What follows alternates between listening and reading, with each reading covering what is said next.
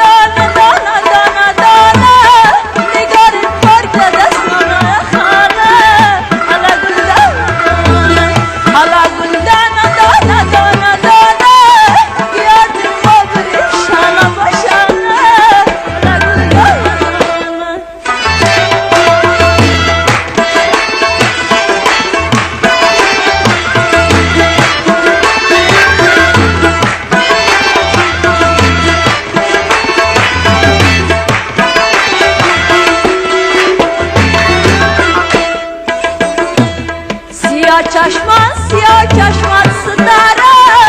دلی آشیند دستت پاره پاره حالا گلدان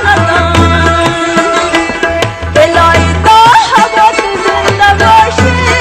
مگه مردن دیگه برا نداره حالا گلدان دانه نگاه جان مرد دستانه خانه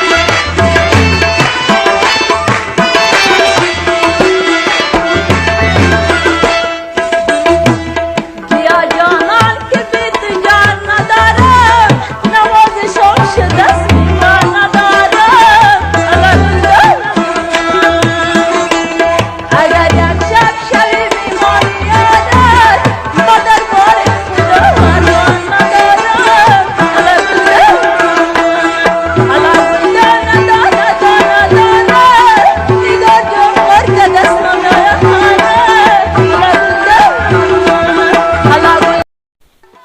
ولس ټي وي یوټیوب چینل درنو لیدونکو او اوریدونکو قدرمنو زاړه خپرونې اوریدونکو